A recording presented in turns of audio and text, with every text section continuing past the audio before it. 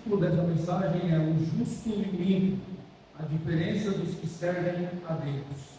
A nossa proposta para esse salmo é mostrar de fato qual a diferença daquele que serve a Deus, contrastando a vida do justo e a vida do ímpio. Diz assim a palavra do nosso Deus: bem-aventurado o homem que não anda no conselho dos ímpios, não se detém no caminho dos pecadores, nem se assenta na roda dos escarnecedores. Antes, o seu prazer está na lei do Senhor, e na sua lei medita de dia e de noite. Ele é como árvore plantada junto a correntes de água, que no devido tempo dá o seu fruto, e cuja folhagem não murcha, e tudo quanto ele faz será bem sucedido. Os ímpios não são assim. São, porém, como a palha que o vento dispersa. Por isso, os perversos não prevalecerão no juízo, nem os pecadores na congregação dos justos. Pois o Senhor conhece o caminho do justo, mas o caminho dos ímpios perecerá. Meus irmãos, para quem quer lembrar um pouquinho dos salmos, nós temos na página da nossa igreja, no nosso canal no YouTube, nós temos aquele estudo de salmos que fala um pouquinho das divisões dos salmos, cada conteúdo desse salmo, dos salmos dos 5 livros, de forma mais professoral ali. É sempre bom a gente remeter ali para lembrar um pouquinho do que nós estudamos, e quem está nos vendo também pela internet, nós convidamos a acessar este nosso canal no YouTube e ver essa série de mensagens do livro de Salmos. Os Salmos, ele é o caderno de hinos e caderno de oração da Bíblia. É o caderno de hino que os judeus cantavam, os hinos que os judeus cantavam, e eram também as suas orações registradas. O livro dos Salmos, o registro deles são de vários autores diferentes, como Moisés, por exemplo, Davi e tantos outros, filhos de Asaf, e outros que não tiveram a sua autoria registrada. E esse livro de Salmos, ou os livros dos Salmos, foram escritos durante um período aproximado, mais ou menos aí 700 anos, mais ou menos do ano 1000 a.C. até o ano 333 a.C. Então, todos os autores viveram dentre este período, aproximadamente, ano 1000 a.C. até o ano 333 a.C. Tá? Então, nós temos aí Salmo de Moisés, que viveu lá atrás. Nós temos Salmos de Salomão, já no segundo período do reinado. Temos Salmos também pós-exílio da Babilônia, já próximo ao ano 300. E esses salmos, eles foram usados pelo povo de Israel nas suas reuniões de adoração a Deus. Inclusive, o próprio Senhor Jesus cantou um salmo próximo da sua morte, na reunião com os discípulos, ele cantou um dos salmos. Alguns dizem que provavelmente foi o Salmo 119 que Jesus cantou naquela noite da ceia. Então, há vários tipos de salmos nos 5 livros que nós temos aqui. Nós temos hinos de louvor, hinos de louvor a Deus. Nós temos orações pedindo ajuda ao Senhor, proteção e salvação. Nós temos salmos de pedidos de perdão. Nós temos salmos de canção de agradecimento pelas bênçãos que Deus derramou sobre o seu povo. Nós temos salmos que são orações em favor do próprio rei. E nós temos também salmos que são canções para ensinar as pessoas a praticarem o bem. Nós temos salmos que são verdadeiras súplicas para que Deus castigue os seus inimigos. Chamamos esses salmos de salmos imprecatórios. Tá? E temos outros salmos, como os salmos messiânicos, que falam da vinda do Messias. Temos vários tipos de salmos. As orações contidas nos salmos também podem ser, são consideradas, ou nós temos, melhor dizendo, orações nacionais, orações em que os judeus pedem pela sua pátria, para que Deus abençoe Jerusalém, abençoe o rei, o governante. E algumas dessas canções, elas mostram, na verdade, o sentimento que o autor, que o salmista está tendo naquele momento que ele está escrevendo. Ele está transcrevendo o seu sentimento naquele salmo. Enquanto outros salmos, eles expressam a necessidade que o autor está tendo, que o povo está tendo então ele derrama ali todos os sentimentos, pedindo a Deus ajuda, pedindo ao Senhor que até mesmo se apresse na ajuda, né? O salmo famoso, o salmo apressa-te, ó Deus. Então temos todos os tipos de salmo. E a forma, geralmente, que salmos é usado é na forma de poesia, ou o que nós chamamos de paralelismo, que esse salmo primeiro vai ter, nós já vamos falar já desse paralelismo que o salmo primeiro ele tem e que vai discorrer em todos os restantes dos salmos, que na verdade é uma repetição da ideia. O salmista ele quer tanto colocar a sua ideia no ouvido de quem está ouvindo esses salmos, que ele usa de muita repetição, contraste, para que fique gravado na cabeça realmente aquilo que está sendo dito. Assim é a canção, né? Quando nós cantamos uma canção, ela está cheia dessas técnicas de repetição, para que nós decoremos a música. Às vezes a música é imensa, mas consegue decorar ela porque a música ela tem estrofes repetidas, ela tem dentro da poesia um refrão que lembra o outro refrão, então se você esquecer, automaticamente o refrão anterior te faz lembrar do que vai ser cantado. Então os salmos eles seguem nessa mesma linha, tá? Da repetição, do paralelismo. Jesus, como eu disse, cantou e citou os salmos, né? Não só cantou, como citou salmos. Quem não se lembra, diante da cruz, o salmo que Jesus expressa, né? Deus meu, por que me desamparaste? É um salmo que Jesus está citando na sua morte. Então, nós vemos que os salmos eles são importantes na vida da igreja, tá? Na vida do povo de Deus. Eles foram citados no Novo Testamento, para vocês terem uma ideia, como a igreja do Novo Testamento citou pelo menos 100 vezes, tá? O livro de Salmos, ou os escritos de Salmos.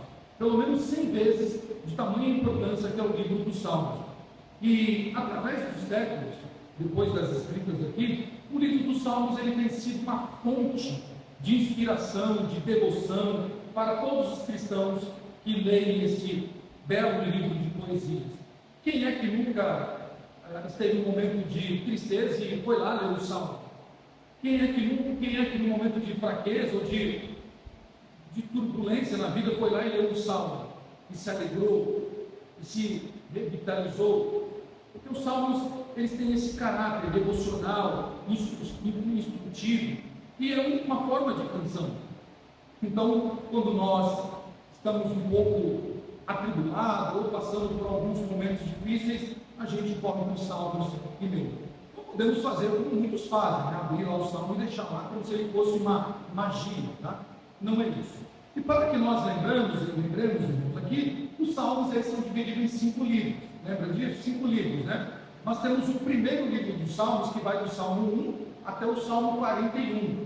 O Salmo 42 até o Salmo 72 é o livro 2. O livro 3 começa justamente no Salmo 73 e vai até o Salmo 89.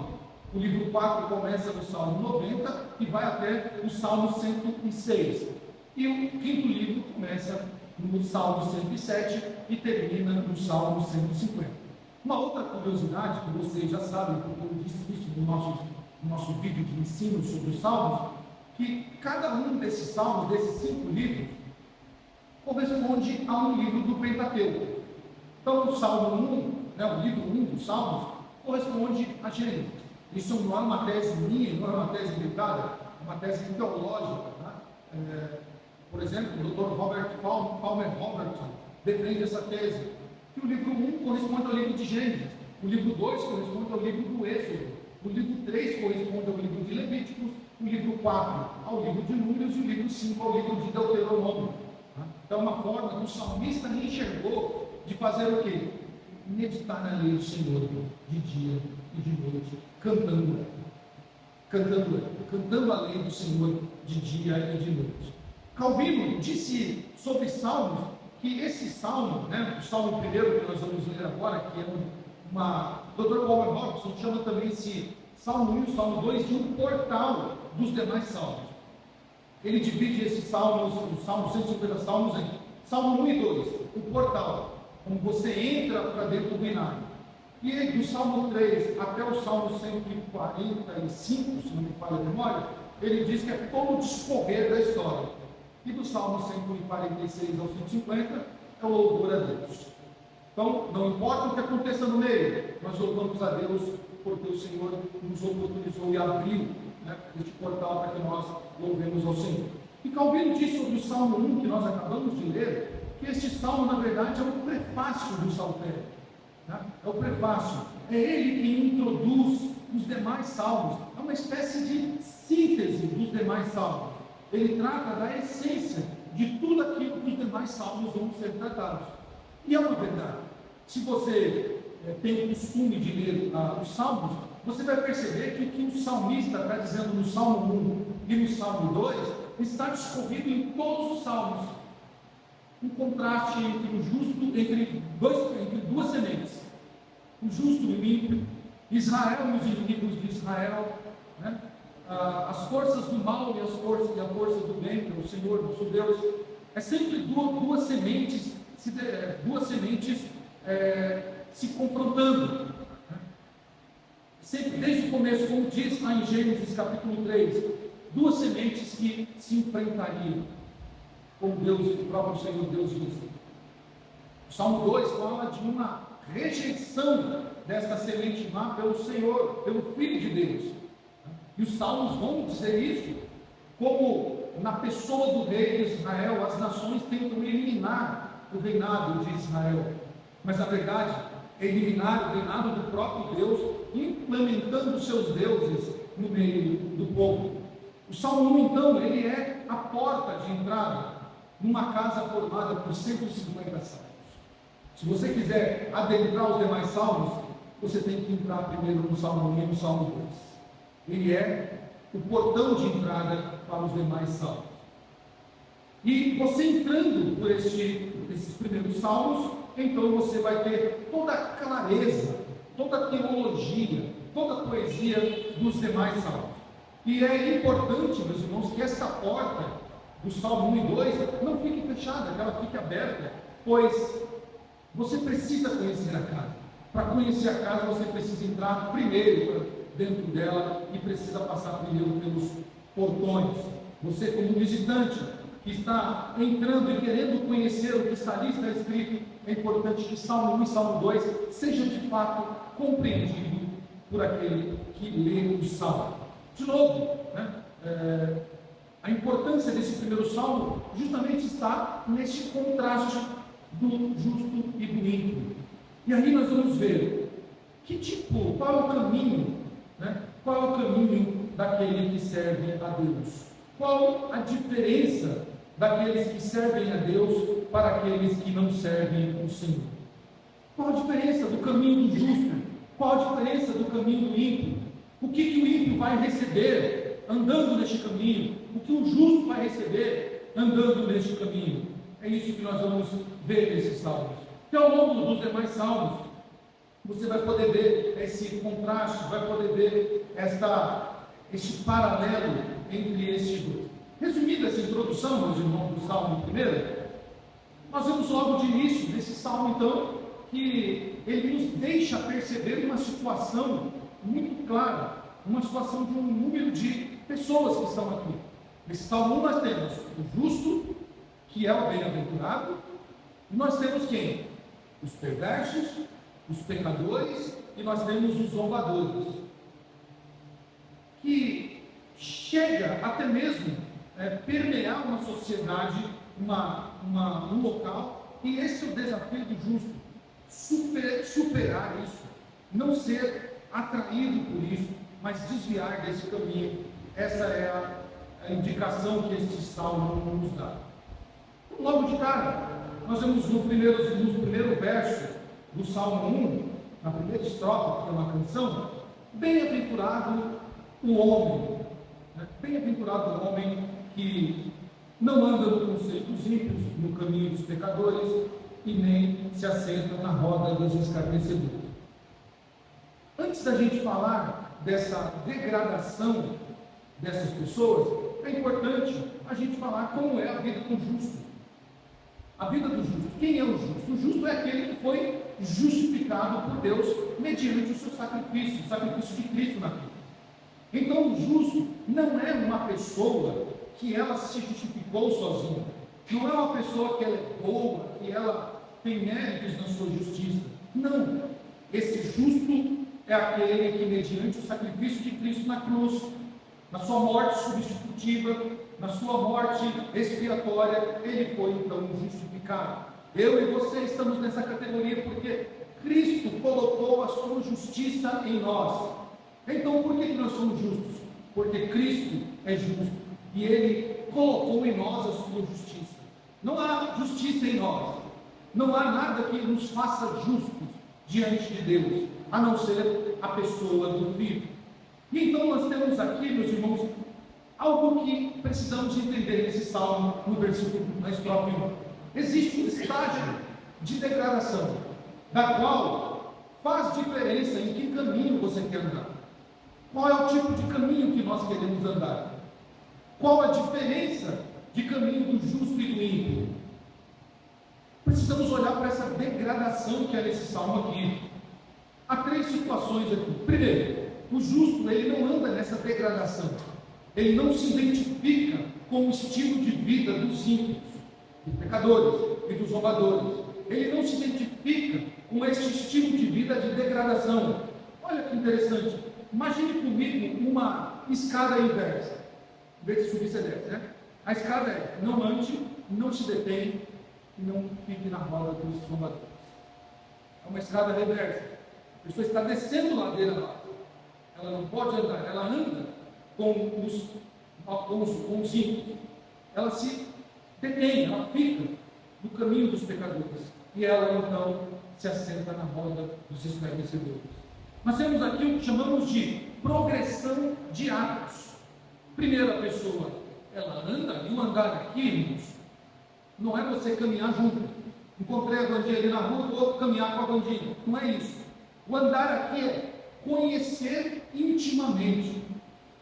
Por exemplo, nós temos um livro de Gênesis, o texto vai dizer assim: porque Enoque tinha uma vida tão santa, diz: e Enoque andou com Deus e não foi mais visto.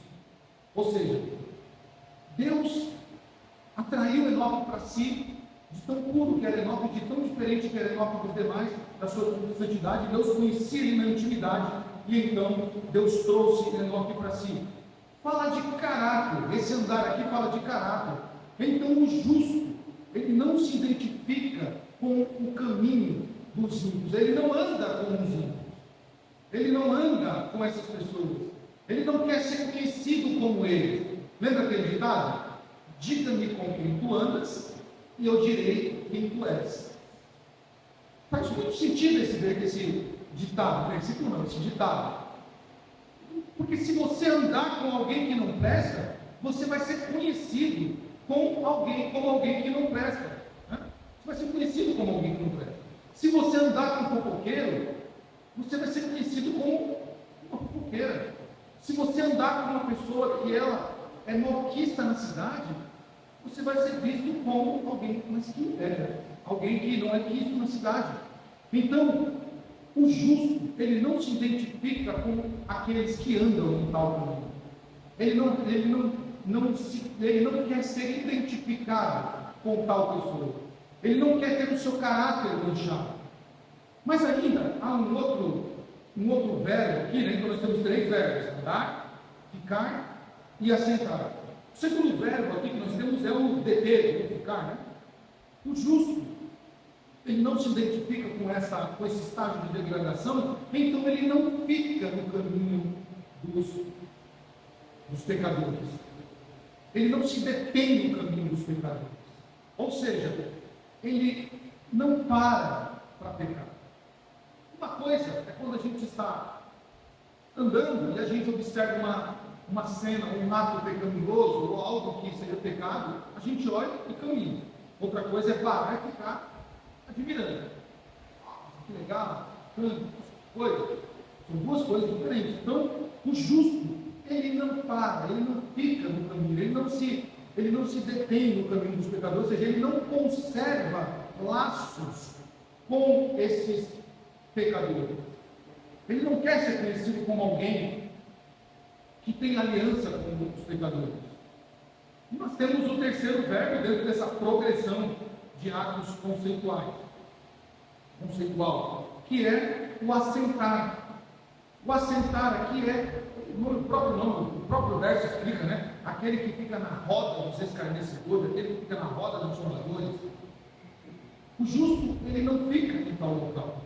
O justo, ele não quer fazer parte de conglomerado, ou aglomerado, ou agrupamento, ou grupinho, que ele zomba de Deus, que zomba da igreja, ou que zomba dos cristãos. Ele não faz parte disso. Sabe aquela piadinha que alguém faz no seu local de trabalho, e começa a fazer piadinha sobre Jesus, ou fazer piadinha sobre a igreja, ou sobre algum cristão, e aí o crente está lá, que engraçado. Não, isso não é para o justo. O justo, ele não acha graça nisso. Pelo contrário, ele se afasta. Ele não comunga com esse tipo de pessoa. Então, dentro dessa progressão de atos, existe uma segunda progressão, que é a progressão de participação. Então, o que o justo faz? O justo não pega conselho com ele. O justo não caminha com o pecador. E o justo não se assenta nessas rodas. O caminho do justo não é esse. E ainda há uma terceira progressão deste versículo 1, que é a progressão de conduta. Então veja, na primeira progressão, o justo ele não anda, ele não se detém e ele não fica. É uma progressão de conceito, de verbos aqui. Segunda progressão é o de participação. Ele não toma conselho com pecadores, ele não caminha com essas pessoas, e ele não para, não fica no meio de roda de um grupo de escarnecedor. E a terceira progressão, ela é uma progressão de conduta, ou seja, ele não tem laços de amizade com ímpios, com pecadores e com escarnecedores. Ele não tem relações com pessoas assim. Ele não traz para a sua vida este tipo de gente para fazer parte do seu dia a dia. Pessoas ímpias, pessoas pecadoras e escarnecedoras não faz parte da vida do justo. Então, meus irmãos, quem são os ímpios? São aqueles que não dão a mínima para Deus. São aqueles que não estão nem aí para o Senhor. Aqueles que vivem uma vida sem Deus. Não importa para eles céu, inferno, Deus, para eles nada disso faz sentido. Então eles vivem a vida de impiedade, de pecado, sem se importar com Deus. O pecador é aquele que de modo intencional transgride a lei de Deus. É aquele que sabe o que está fazendo. É aquele que tem prazer em pecar, em transgredir uma lei. E o escarnecedor é aquele que vilipendia, né? É aquele que zomba, é aquele que tira sarro das coisas sagradas. É um vilipendiador nato. Então o justo não tem. O justo, meus irmãos, evita andar com essas pessoas. Ele não adota o seu estilo de vida, né, dessas pessoas e deixa de frequentar certos lugares, porque o caminho do justo é diferente do caminho do ímpio. Estrofe 2, nós vemos que o salmista diz: antes o seu prazer está na lei do Senhor, e na sua lei medita de dia e de noite. Aqui o salmista vai dizer que o justo, meus irmãos, ele é regido pela palavra de Deus. O ímpio, ele não vai ser regido pela palavra de Deus. O ímpio quer o quê? Quer viver sem Deus. O ímpio quer transgredir a lei de Deus. O ímpio quer tirar sarro da lei de Deus. Mas o justo, ele é regido pela lei de Deus. O justo, ele pauta a sua vida pelos preceitos do Senhor. E a palavra de Deus para o justo, ela não é um objeto, ela não é algo sem sentido, algo que é passageiro ou relativo, transitório, mas para o justo, a palavra de Deus é viva, é eficaz, e ele tem prazer em meditar nela de dia e de noite. E aqui não está dizendo que o justo ele vai ficar dia e noite lendo a Bíblia, 24 horas. Ele não vai ficar 24 horas recitando a Bíblia, não é isso, lendo. Mas ele vai ficar na sua mente a palavra de Deus. Tudo o que ele fizer, ele vai fazer de acordo com a palavra de Deus. Ele está em casa lavando uma louça, a palavra de Deus está no seu coração. Ele está no seu trabalho, executando a sua função, a palavra de Deus está no seu coração. Ele está caminhando na rua, a palavra de Deus está no seu coração. Ele está praticando um esporte, a palavra de Deus está no seu coração. Ele está fazendo um hobby com a família, passeando, se divertindo, a palavra de Deus está no seu coração. Ele está viajando, curtindo as férias, a palavra de Deus está no seu coração. Ele está dormindo, a palavra de Deus está no seu coração. É dia e noite. E o salmista diz isso no Salmo 3, 4, 5 e 6, quando ele vai dizer assim: durmo e deito e logo acordo, porque o Senhor me sustentou. O salmista vai mostrar nesses salmos que ele dorme com a palavra de Deus, ele acorda com a palavra de Deus, e ele passa o dia com a palavra de Deus. Meus irmãos, a diferença do caminho do justo é que ele é regido pela palavra de Deus. Ele não é regido por conselho de ninguém. Ele não é regido por nenhuma celebridade famosa. Ele não é regido pelas coisas temporais dessa vida. Ele não é regido porque o dia está bom, porque o dia está colorido, porque o dia está acinzentado e chuvoso. Ele é regido pela palavra de Deus. Tudo que ele vai fazer, ele faz de acordo com a palavra de Deus. É por isso que ele tem prazer na palavra de Deus. É por isso que ele se deleita na palavra de Deus. É por isso que quando ele pega a palavra de Deus, o seu coração é aquecido, o seu coração é alimentado. É por isso que o próprio salmista vai dizer que ele está plantado junto a um ribeiro de água, e as suas folhas nunca cairão, porque a palavra de Deus é o alimento diário do justo. Mas aí do justo, meus irmãos, aí no versículo 3, olha só que interessante, é isso que diz: ele é como uma árvore plantada junto a correntes de água, que no devido tempo dá o seu fruto, e cujas folhagens não murcham, e tudo quanto ele tem, tudo quanto ele faz, será bem sucedido.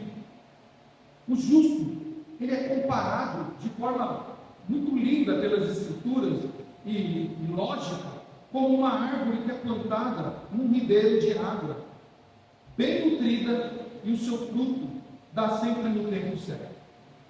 Quem aí gosta de plantação, tem árvores, ou sabe fazer isso, sabe como se deve plantar uma árvore, uma flor, ou alguma coisa assim. Tem que plantar no terreno que vai realmente fazer com que aquela árvore, aquela flor, ela frutifique, ela cresça saudável. Você não vai plantar uma árvore, por exemplo, num terreno contaminado.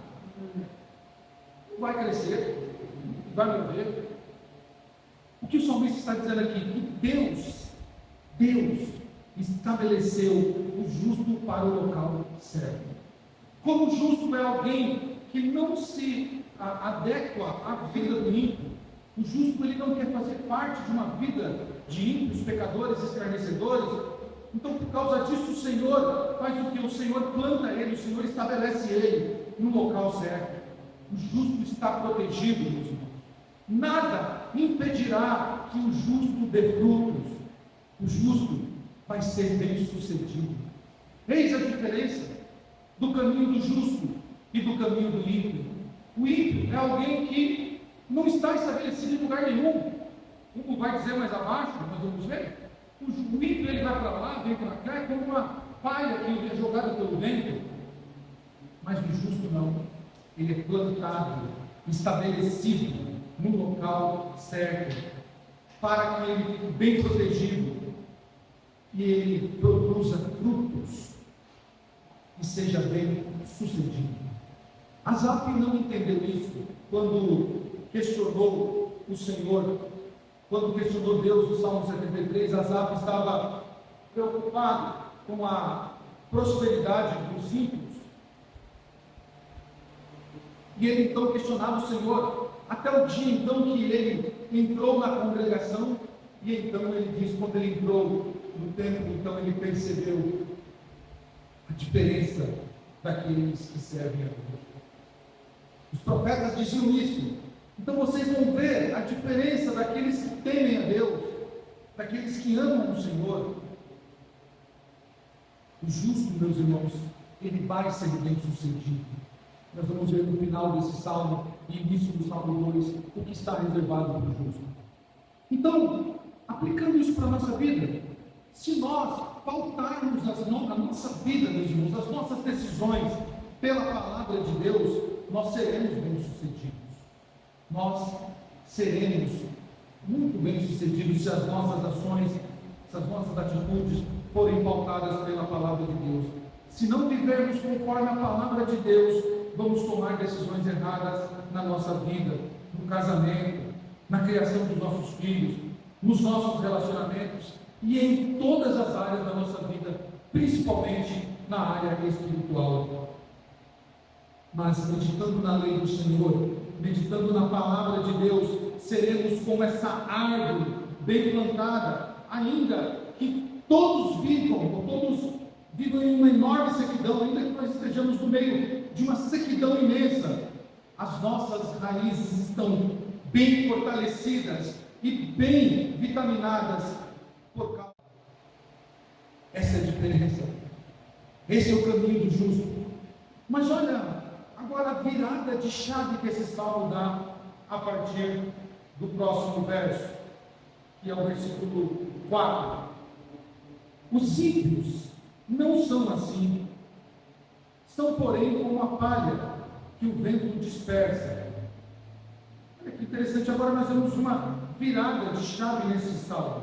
A versão da Septuaginta, que é a versão da Bíblia do Antigo Testamento em hebraico para o grego, diz assim a versão dela: não são assim, não assim são os ímpios, não assim, são porém como o pó que o vento lança da face da terra. O tradutor aqui, ele quis dar uma ênfase, não assim são os ímpios. Quando a gente quer dizer assim, não é assim não, o justo não é assim não, então a gente dá uma ênfase a mais, e a tradução foi bem interessante. E aqui, meus irmãos, nessa virada de chave que o salmista dá para agora contrastar, ele falou da vida do justo, falou como o justo é próspero, agora ele está dizendo, não são assim não os justos, os ímpios. Olha como são os ímpios, nesse contraste.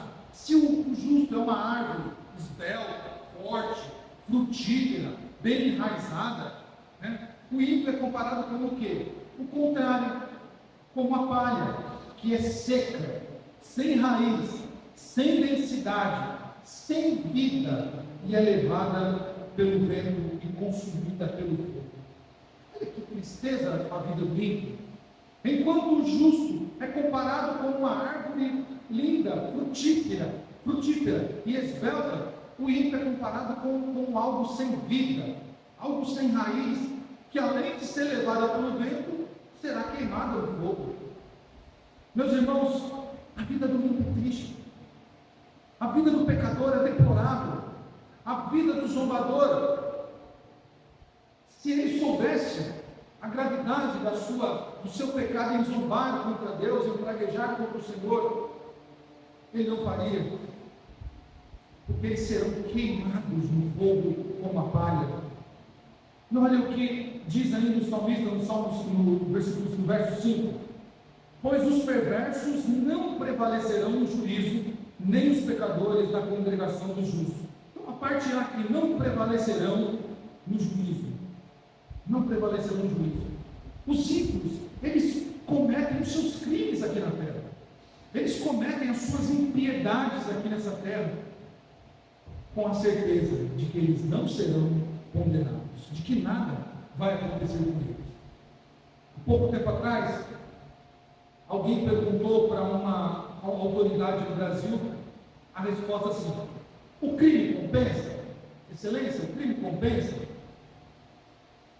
E aquela autoridade ficou sem resposta, porque o que ele tinha feito, né, o que ele tinha feito era gravíssimo aos olhos da justiça, aos olhos da lógica. E a pessoa repetiu: Excelência, o crime compensa? Porque nós estamos vendo uma inversão de valores no mundo de hoje. No mundo de hoje, meus irmãos, nós estamos vendo os ímpios no trono e os justos sendo julgados. Nós estamos vendo Jupiras, Déboras, Filipes, Clessões e muitos outros sendo tratados como ímpios, sofrendo injustiças, enquanto aqueles que deveriam estar presos, aqueles que deveriam sofrer as sanções da lei, soltos, festejando, comemorando, fazendo festas, celebrando e rindo da cara da justiça, eles têm a convicção e certeza de que eles não serão punidos. Mas, irmãos, a palavra de Deus diz isso: eles não prevalecerão no juízo. O livro de Apocalipse termina no capítulo 21 dizendo que os feiticeiros, os idólatras, os homicidas e todo aquele que pratica a iniquidade será lançado no lago de fogo. Eles serão condenados por um juiz justo, de uma Suprema Corte justa, não como as dos homens que se corrompem e tomam atitudes ruins e perversas. O Supremo Juiz está olhando para esta terra e vendo esses ímpios festejarem, estão vendo os pecadores virando a noite nas festas e os zombadores amplificando as suas tirações de sarro ou suas loucuras, e eles estão dizendo, como diz o Salmo 2, não há Deus, não há Deus. Estão zombando, né? Mas eles serão julgados por um justo juiz.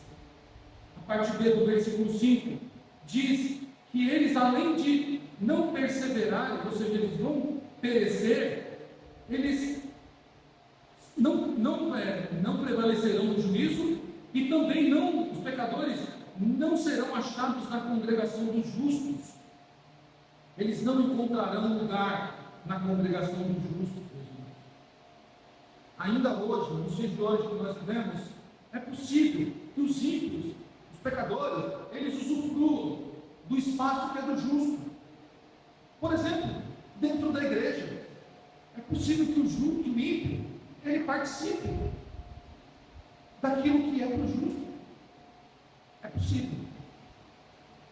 Porque o próprio Jesus disse, eu convido você para lermos, né? Porque é isso que a palavra de Deus diz em Mateus 7, que naquele dia o Senhor vai extirpar, vai eliminar os pecadores, Ele vai separar, lá ninguém vai enganar o Supremo Juiz. Vejam só, Mateus capítulo 7, versículos 22 e 23. Lá diante da congregação dos santos, nenhum ímpio vai poder enganar o Supremo Juiz. Olha o que diz a palavra de Deus aí, verso 22. Muitos naquele dia hão de dizer: Senhor, Senhor, porventura não temos nós profetizados em teu nome? E em teu nome nós não expelimos demônios? E em teu nome nós não fizemos muitos milagres? Então lhes direi explicitamente: nunca vos conheci, apartai-vos de mim, os que praticais a iniquidade.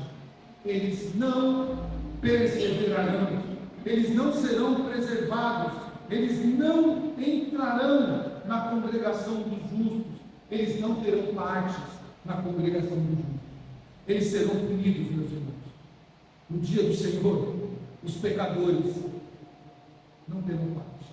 Como o próprio Jesus disse, o joio será tirado do lago do trigo. O Senhor vai separar o joio do trigo. Lá eles não vão enganar o Senhor. Lá não vai ter delação premiada que salve o ímpio. Eles não vão conseguir, meus irmãos. Deus separará a palha do grão, como diz Mateus capítulo 3, versículo 12. O Senhor vai separar a palha do grão.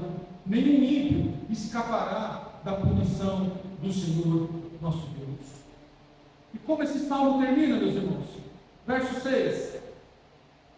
Pois o Senhor conhece o caminho dos ímpios. Pois o Senhor conhece o caminho dos justos, mas o caminho dos ímpios perecerá. O Senhor conhece o caminho dos justos. De novo, conhecer aqui não é o conhecer de, olha, eu estou vendo ali, então eu conheço o que eu estou vendo. Não. O conhecer aqui é de intimidade. O Senhor, Ele conhece por intimidade o caminho do justo. E esse conhecer vai muito mais além. Se você pegar o Salmo 139, verso 3, isso está bem claro. O que o salmista quer dizer? Ele diz assim, esquadrinhas o meu andar e o meu deitar, e conheces todos os meus caminhos. O salmista está dizendo, o Senhor é tão íntimo de mim, que o Senhor sabe todo o meu caminho. Então esse salmo, meus irmãos, ele termina mostrando que o Senhor conhece o caminho do justo. O Senhor, o justo juiz, ele esculpe, ou seja, ele grava o nome do justo numa pedra, para ficar ali enraizado. Mas o caminho dos justos está escrito na areia. O vento vem e leva, e ninguém mais sabe o que se passou ali. Meus irmãos, o caminho do justo é um caminho de perecimento, um caminho que ele vai perecer. O caminho do justo é um caminho fracassado, é um caminho já determinado de fracasso, porque ele não vai prosperar. O ímpio não vai prosperar. O caminho do justo, sim, é um caminho de vitória, é um caminho de bem-aventuranças, é um caminho de galardão. Mas o ímpio não. O ímpio, ele pode até mesmo ter alguns dias bons nessa terra. Ele pode até achar que está tudo bem, que ninguém vai punir.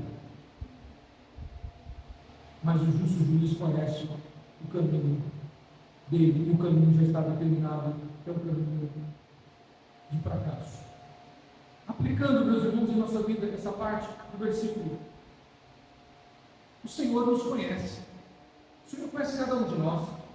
Ele sabe, além de nos conhecer por inteiro, Ele sabe o que nós fazemos, por onde nós andamos, com quem nós estamos. Ele é íntimo do justo. Ele é íntimo nosso, meus irmãos. Ele estabelece um caminho seguro para mim e para você, para que esse caminho seja seguro e seja próspero. Por isso, é importante nós sabermos o que estamos fazendo, com quem estamos andando e com quem estamos tomando conselho.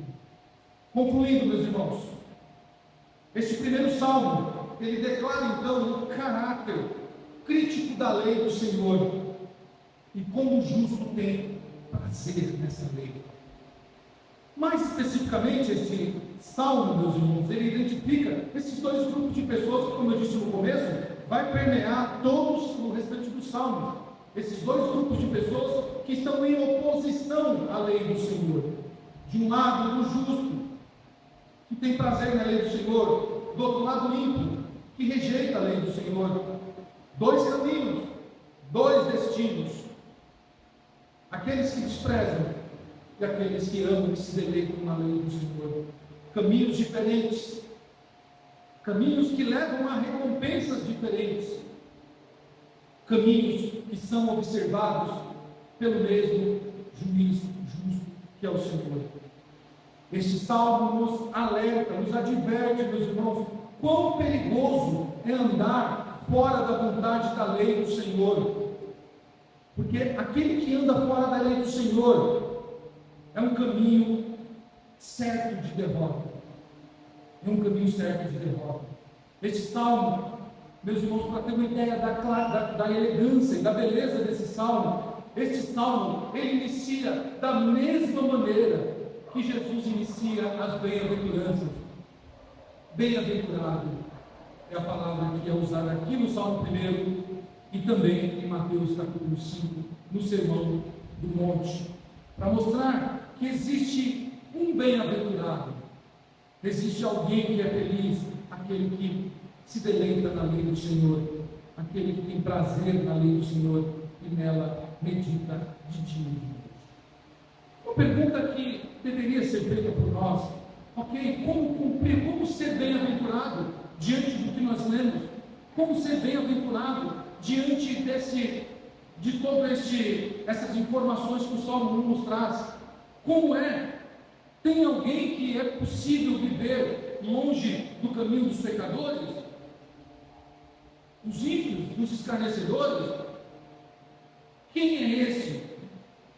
E é interessante porque essa palavra bem-aventurado, que é muito forte na sua originalidade, inclusive, alguns tentam traduzir como bem feliz, muito feliz, extremamente feliz, mas a palavra lá, o adjetivo aqui no hebraico, que é achirei, ele não tem uma tradução específica para traduzir realmente o que significa essa palavra. Tá? Então, se achou a melhor palavra dentro da tradução, o bem-aventurado. Meus irmãos, tem um bem-aventurado, o nome dele é Jesus. Ele é um bem-aventurado. Ele é o que nós não somos e não conseguimos fazer. Ele é o único que foi capaz de não andar no conselho dos ímpios, de não se deter entre os pecadores e não se assentar na roda dos escarnecedores. Ele, Jesus, teve prazer na lei do Senhor e nela ele meditou de dia e de noite. Ele, Jesus, é a árvore plantada, frutífera, e as folhas dele nunca caminham, nunca cairão. Por causa dele, meus irmãos, deste bem-aventurado, nós também podemos ser bem-aventurados. Por causa daquilo que ele fez, nós podemos usufruir daquilo que o bem-aventurado conquistou por nós. Podemos então viver uma vida feliz, podemos viver um caminho prazeroso, podemos viver uma vida bem-aventurada, porque ele, o bem-aventurado de Deus, cumpriu os requisitos necessários para que eu e você pudéssemos viver a vida do justo. Lembrando, o justo é ele, nós fomos justificados por ele. Portanto, esse salmo, como todas as escrituras, falam do verdadeiro bem-aventurado, do verdadeiro justo, que é o Filho de Deus, o nosso Senhor, que cumprindo os requisitos que a lei cobrava para a nossa salvação, então nos possibilita viver uma vida boa, uma vida, um caminho prazeroso, nos justificando para que nós, sendo justos, então vivamos na palavra do Senhor. Rápidas aplicações para a gente poder ir para casa e meditar no que nós ouvimos nessa noite. Primeiro, meus irmãos, cuidado, muito cuidado com quem você anda tomando conselhos. Muito cuidado, muito cuidado.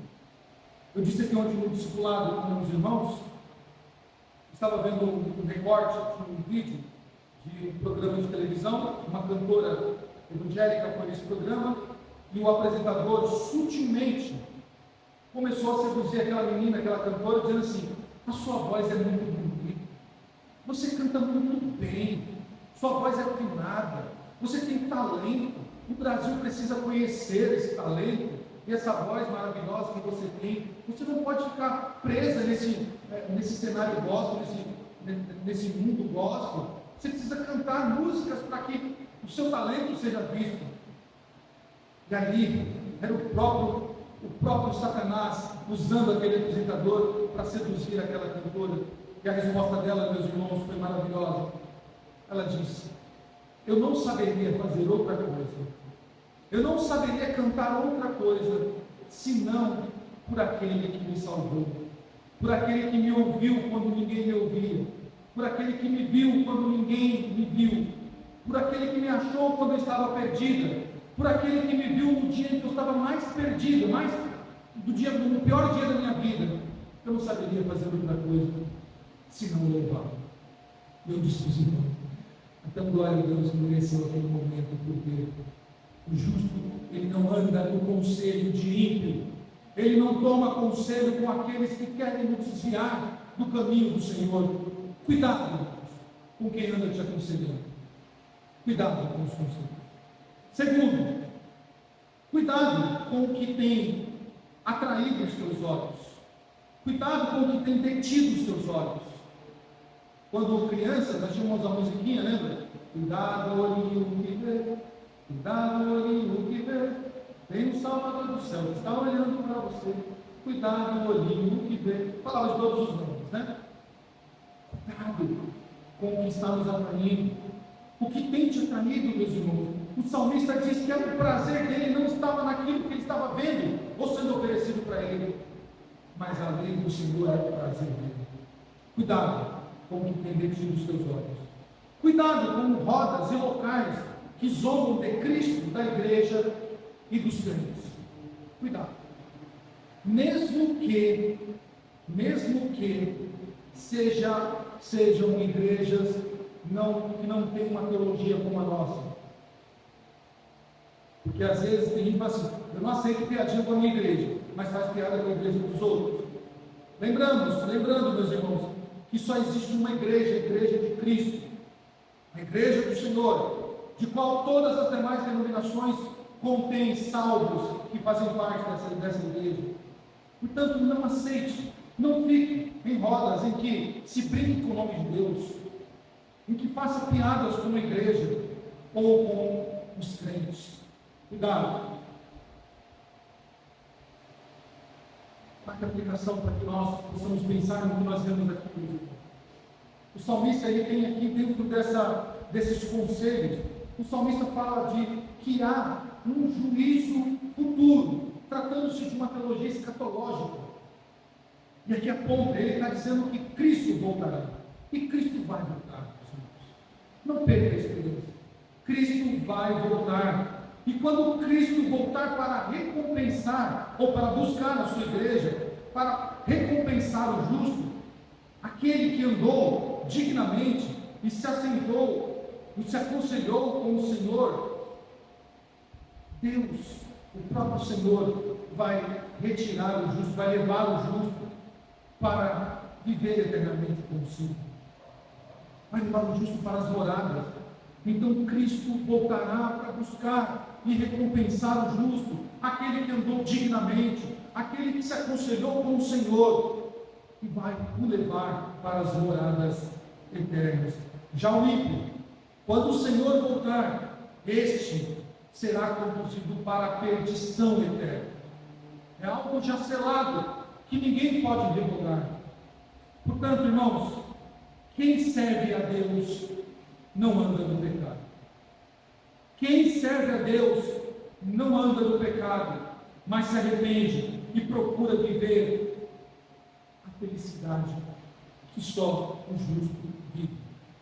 Eu quero encerrar lendo com vocês Salmo 2, somente o versículo 12, para encerrarmos. Eis a recompensa do justo, eis o caminho do justo. Salmo 2, verso 12, diz assim a palavra do Senhor: beijai o filho, para que não se irrite, e não pereçais do caminho, porque dentro de pouco se lhe inflamará a ira. Bem-aventurado todos os que nele se refugiam. Bem-aventurado todos os que nele se refugiam. Qual a diferença do caminho do justo e do ímpio? O justo se refugia no Senhor. O ímpio anda conforme a sua impiedade. Falemos com Deus. Senhor nosso Deus, muito obrigado pela tua palavra, que é viva e eficaz.